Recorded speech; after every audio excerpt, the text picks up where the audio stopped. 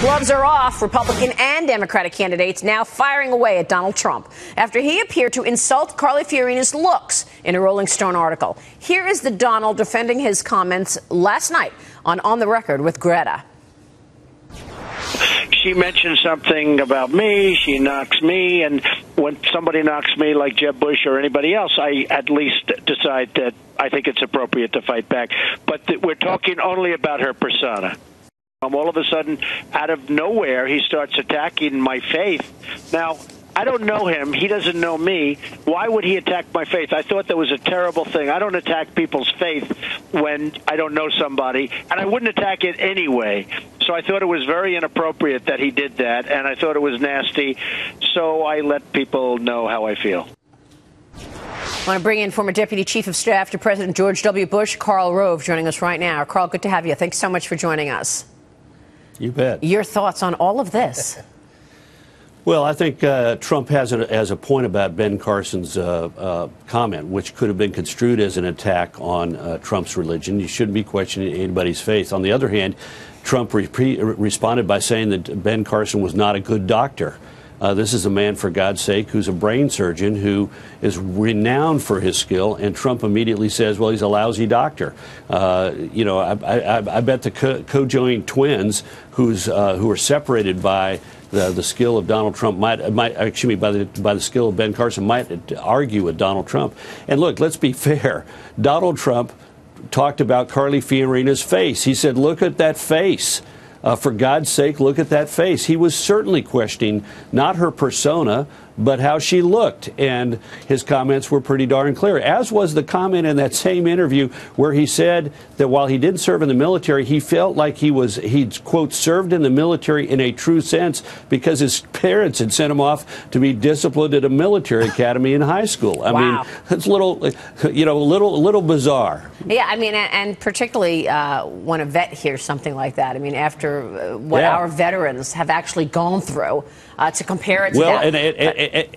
And remember, this follows when he said that he didn't like John McCain because I like people who weren't captured. I assume that he would never like Richard Nixon have a ceremony honoring the returning POWs. Yeah, John McCain is an American hero, and we all know that. And Carly Fiorina has been a class act in all of this, and we all know that. Absolutely. But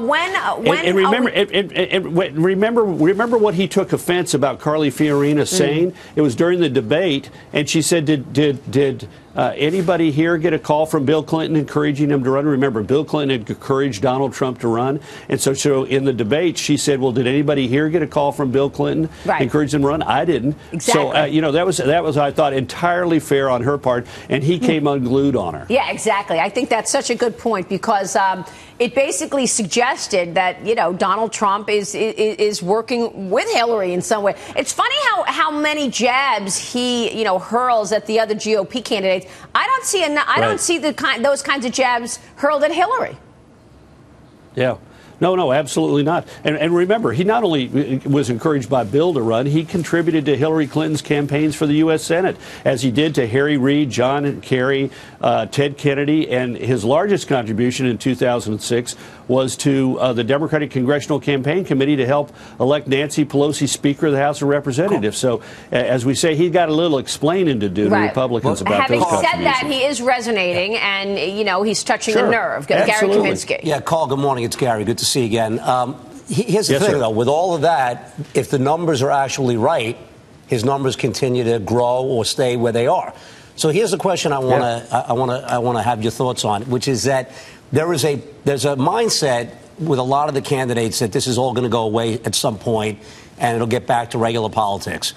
But at what point in this cycle will they have to say, you know what, Trump's not going away?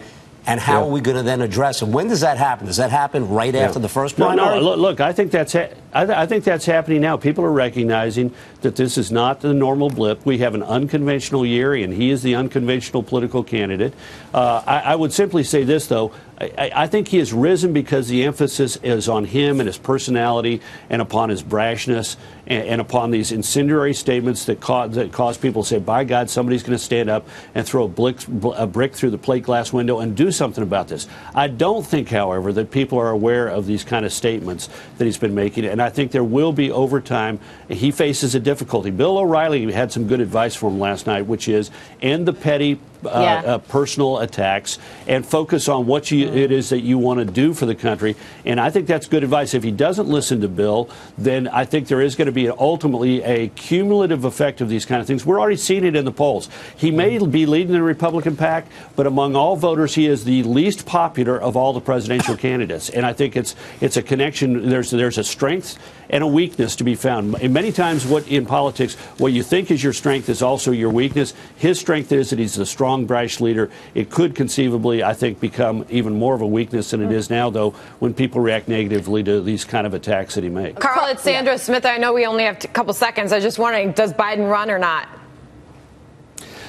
You know, I think it's a deeply personal decision. I think ultimately it's a close call, but I think he runs, but I would not be surprised either way. I thought the interview with Colbert was pretty revealing. I mean, Biden is what Biden is. You get what you see, and is clearly wrestling with his decision, encouraged by his son's dying wish that he run, but also aware of the cost that it will wreak on his family. And it's a close call, but I think at the end of the day he probably runs, but wouldn't be surprised either way. Will Hillary be the candidate?